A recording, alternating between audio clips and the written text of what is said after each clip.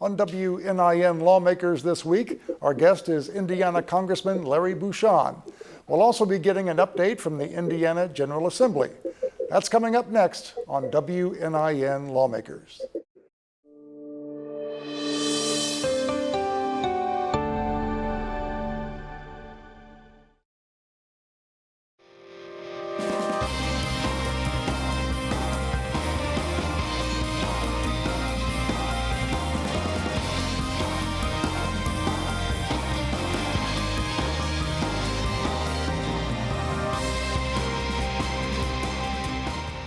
Welcome to the program. I'm John Gibson, Morning Edition host for WNIN FM. Today our guest, representing Indiana's 8th District, is Congressman Dr. Larry Bouchon. Before we speak with him, though, let's get a quick update from Indianapolis. Indiana Public Broadcasting's Brandon Smith reports on the week at the State House. The latest veto override puts into law a measure that allows the General Assembly to call itself into special session during a public emergency, giving legislators more power to intervene in the governor's decisions in times of crisis. It's a reaction to many lawmakers' frustration with Holcomb's executive orders during the COVID-19 pandemic. The governor says the legislation is unconstitutional. An updated forecast of state tax revenues projects Indiana will collect about $2 billion more in the next budget cycle than previously predicted. Lawmakers will take the next week deciding how to spend that money in the new state budget. Legislative leaders say they're focused on their top budget priority, K-12 education, one-time investments, and paying down state debt. And some Indiana physicians say legislation headed to the governor's desk will force them to commit malpractice. It requires them to tell patients about a so-called abortion reversal protocol that leading medical organizations call unproven and unethical. For Indiana Public Broadcasting, I'm Brandon Smith at the State House. Congressman Bouchon, thank you so much for joining us today. Good to see you. Thanks for having me on. Thanks for having me on, John. Glad to do it. We've got you via Skype from Washington, D.C. Well, overnight Thursday, as I'm sure you know, there was another mass shooting, this time at a FedEx facility in Indianapolis. Can you tell us what measures, if any, do you think are needed to reduce the number of mass shootings in the U.S.? Well, first of all, we're waiting on further information about exactly what happened. I can tell you, I've been to that FedEx facility, and it starts to ramp up its business around that time, around 11 o'clock at night, because planes fly in, all the packages are unloaded and reshuffled, put back on planes, and then those planes all take off for really destinations around the country and the world. Right. So it's pretty clear that the person that showed up there at that time of night knows that and may have inside information about the fact there'd be a large number of people arriving to work. So I want to wait and see what happened, whether this is an instance of a disgruntled employee, whether it's an instance of a domestic violence kind of situation gone awry. But it's clear to me, first of all, that this was probably premeditated and planned to occur at that time of night. It was not random. That said, I think, John, we have a culture of violence in our country and many of our communities, and that includes urban and rural areas. We have a lot of drug problems in the cities as well as rural areas. Of course, in cities like Chicago, a lot of the violence is related to gangs. And then we have a substantial issue, again, with how we address mental health in our society, and we don't do it very well. I can tell you as a physician that, there are signs that people are showing that should be a harbinger of bad things to come, and they're just not being reported by family, friends, or sometimes even by the military and other organizations. So I think we're going to have to address all the underlying reasons why we have violence in our society if we're going to solve this problem. You mentioned mental health. What steps can be taken there? How would we get more of these folks the treatment they need and get them off the streets? Well, first of all, they have to be reported. So there is a database, that can be reported to for people that have substantial mental health issues. And unfortunately, historically, some physicians have been reluctant to report people, fearing it would be a violation of privacy, like HIPAA laws that are in place to protect people's privacy. But we've tried to address that some in Congress with some changes that would allow people to be reported. The military, actually, believe it or not, was not connected to that very well, and we've seen that with some military members who have been engaged in these activities because they had mental health problems. I think the first thing we need to do, and we're doing it, is get rid of the stigma of mental illness. mental illness is just like having a gallbladder problem. It's a health issue that needs to be addressed, needs to be covered by insurance, and physicians in the community need to recognize that this is a substantial issue. People say that about half the people with schizophrenia, for example, receive no treatment. So it's a difficult problem to address in a society that's open and free and values our privacy, but we really need to do better. And some of these individuals need to be, I hate to say it, in facilities where they can be treated as inpatients and not just be relegated to living on their own, and many of them out on the street. Would you like to see an increase in those kinds of facilities, more room for troubled folks? I think I would, but you have to be careful. Remember, we have a bad history related to that. We had institutions, for decades that had people in their facilities that were put there sometimes by family members or others, and it wasn't legitimate. We want to balance protecting people's privacy and their freedom with the fact that some people really are a danger to themselves and to others, and really probably do need more of an inpatient setting. So, yeah, I think we've backed away from the number of available beds for people who are in that circumstance, and we need to revisit that, no doubt. All right. Now, the tragedy in Indianapolis looks to be the 150th mass shooting in the U.S. this year, if you describe mass shooting as 4 or more victims. Are there any gun control measures that you can get behind to reduce the number of guns on the streets? Well, I think, first of all, you have to remember the guns that commit most of these, at least in the cities, with gangs and drugs, are illegal. And so there's really not any law that you can put into place that's going to stop criminals from acquiring weapons. So criminals are not going to say, well, there's a new law now, and so I'm not going to acquire this illegal weapon.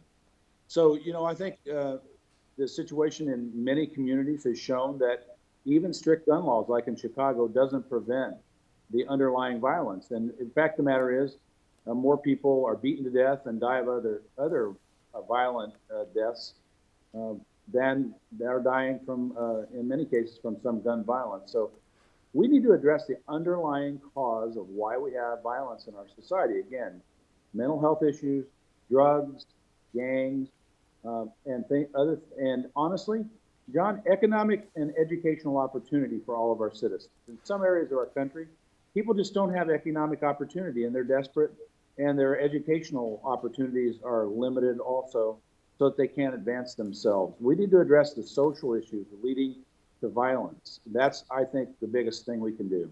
So if there's no gun control measures you approve, I mean, you do realize that the U.S. has more gun deaths than any other country in the world by far. Yeah. So well, I mean, how do you figure that? Yeah, I understand, and we also have a constitution that has a Second Amendment, and many other countries don't have that constitutional right. But the reality of the situation is that people kill people. We have to address the underlying causes of gun violence in our society. Look, I've grown up. I used to hunt. All of those things. I had training by my father and others on gun safety, and now there's more formal training available for people. Mm-hmm. But law-abiding citizens out there are not the ones in general who are the problem. It's criminals, people with either gangs, drugs, or it's people with mental health issues. I support, a national database to prevent people from, for example, felons from buying guns. And some of the false narrative coming out of Washington is that you can buy a gun legally without a background check if from a gun dealer or a gun shows, and that's just not true. Now, is it true that you could sell your brother a gun and not get a background check? That is true. Right. But then you're starting to step on people's constitutional rights, and you have to balance that with who are actually using the weapons to cause this kind of damage. Right. And again, mostly people with mental health issues related to guns, to drugs, and related to gangs. Now, switching gears here a little bit, this past week you traveled to the U.S.-Mexico border. I did. Can you tell us why you went down there and what your message is after visiting there? Yeah, I think, first of all, as a legislator and as a member of Congress, you have to see problems firsthand. And this is right now we're having a spike in the number of people crossing illegally into the United States. And I think it's directly related to the change in public policy from the Biden administration, from the Trump, in a change from the Trump administration. You know, we eliminated our asylum agreements with Central American countries. We changed the stay in Mexico policy. And we stopped building the border wall in areas. One area I visited that's on top of a levee, and if that's not completed and there's a large flood, 200,000 people might lose their property. So, you know, this is a direct relation to the change in policy on January 20th, and we need to fix that. Look, we have a chronic problem at our southern border, and that chronic problem is across all kinds of administrations for decades. We were making a lot of progress during the Trump administration, and that's completely been stopped. And we're encouraging now. I think we're encouraging people to come here with false hope. And let me just say this: this is a humanitarian issue. Mm-hmm. There are thousands of unaccompanied children. It's just shocking, John, to see it. And I feel so horribly for the people put in this position. And the other thing is, we're not following CDC guidelines on COVID. I saw rooms packed with 400 people that are meant for 35 people, and that's not an exaggeration. Now, you mentioned the situation down there during the Trump years. I mean, did you have any concerns about what was happening during those years? Children in cages and that kind of thing? Well, first of all, the cage situation, you know, the Obama administration built those facilities in 2014. But many more were during the Trump administration, many more were kept in those cages, correct? Well, they're not cages. Well, they're not actually cages. What they are is physical barriers to separate people so that, for example, if you have a young woman with 2 children, she's not right next to a number of grown men. It was for their own personal safety. They weren't locked. These were barriers that were put in place initially during the Obama administration and expanded some because of the numbers in the Trump administration. Actually, I went to the border in 2018. So, yes, I've had concerns about that situation. And as you know, we had a border spike in 2019. So what has happened now is rather than using fencing, they're using clear plastic barriers to help separate people so that it actually is to protect them from other people who are there. But the numbers are just dramatically expanded, and it's because of the policies of the Biden administration, no doubt about it. Do you believe it's because people think the border will be more open under the Biden administration? Was it the change in presidency, regardless of policies, just that change in presidency that you think may have, gave the people the idea, more people to come to the border? Yeah, I think that's true. I think, you know, people when you saw the political rhetoric during the campaign, it was pretty clear President Biden was going to do the things that he's doing. He's also, I forgot to mention, reestablished catch and release. We heard directly from Border Control down there, thousands of people are just being released in the United States, not tested for COVID. They're only testing people who are symptomatic. Everybody else isn't getting tested. In fact, my flight from McAllen back to Dallas on my way back home had about half the plane full of migrants, and we had no idea whether they'd been tested or not. So they're not following CDC guidelines. They have people packed into these rooms that are meant for 33, 35 people. They have 300, 400 people there. They're just not following the guidelines, and it's a disaster. They're building more facilities to house people versus looking at why are people coming. And again, if I were these human beings, I would come also because they're looking, you know, they're desperate people. Sure. But we have to have a sovereign border, and we have to have policies that work. And we need to do more to get people to recognize not to come to the United States illegally, but work through the legal system, which, by the way, needs improved so that we can have more people come if they would like in a legal fashion. Okay, but that's another issue. Right. Just to reset for our radio listeners, this is Lawmakers. I'm John Gibson. Our guest this week is 8th District Congressman Larry Bouchon. Well, let's move on to the COVID stimulus package, Representative Bouchon. Every Republican in the House, including yourself, voted against the stimulus package. Tell us, why did you vote against it, and is there anything in there that you would support? Well, first of all, there's a lot in there that I would support. I think Yeah. the direct payments that went to certain citizens under a certain income level, of course.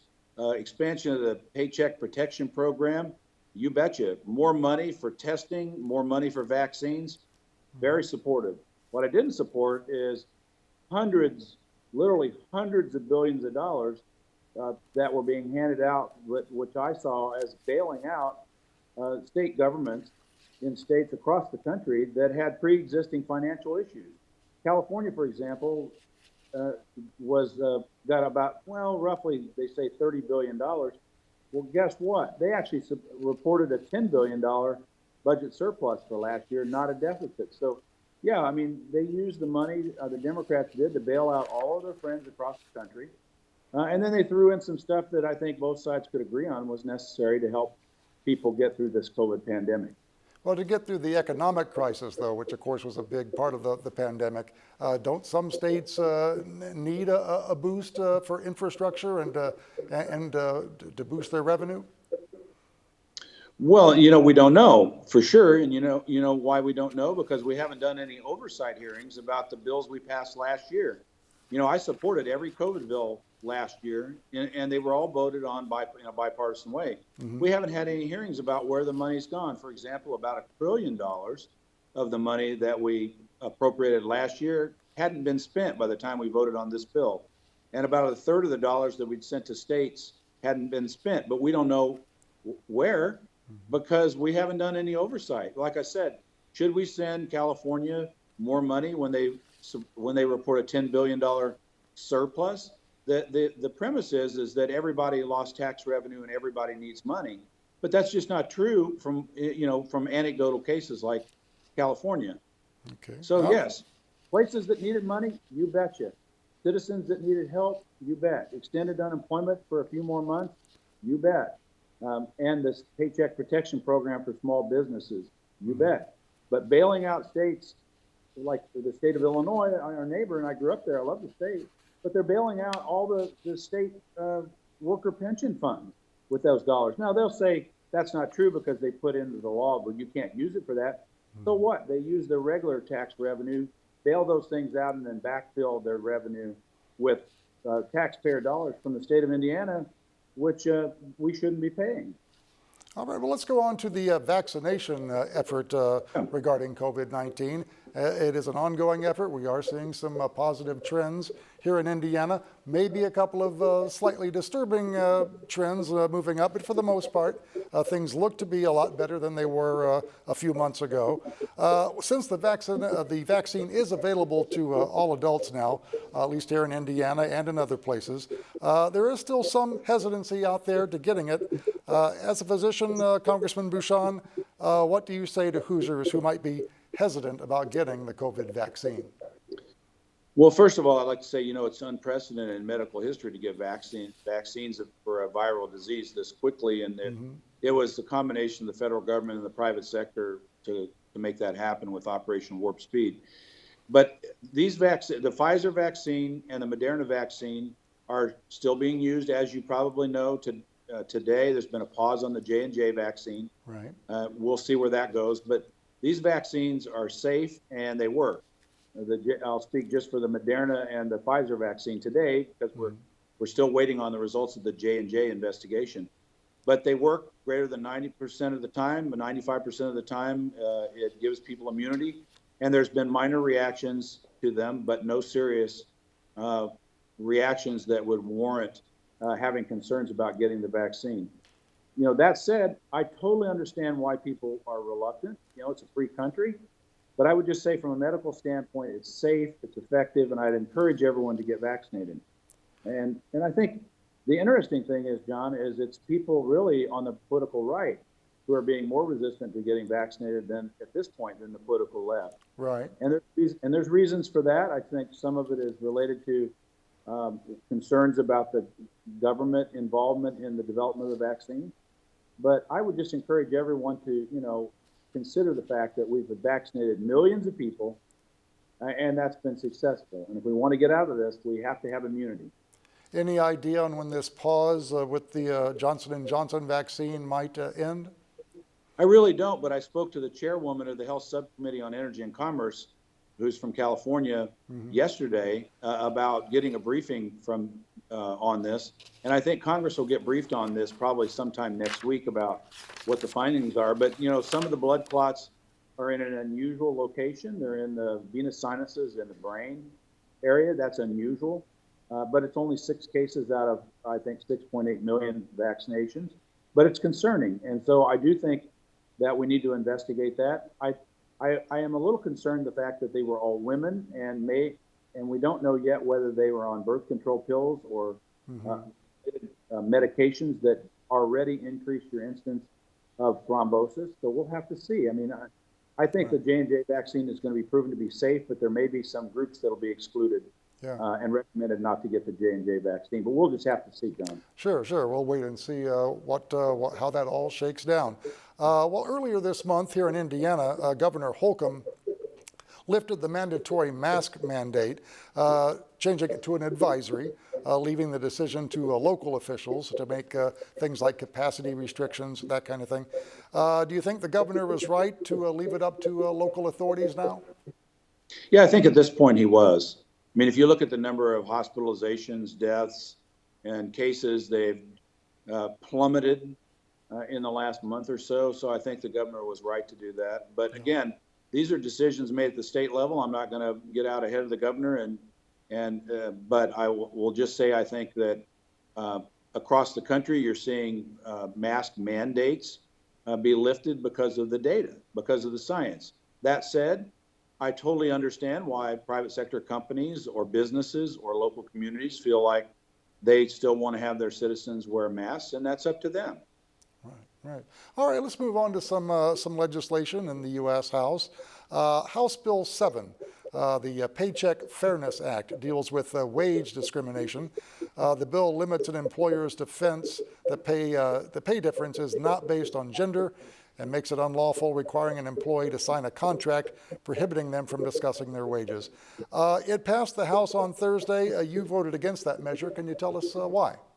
Yeah, because it's already illegal to pay people differently. It's already in federal law. You can't, and I'm completely for equal pay for equal work. I don't care who you are. You're doing the same job. You should be paid, whether you're a man, you're a woman, or anyone else.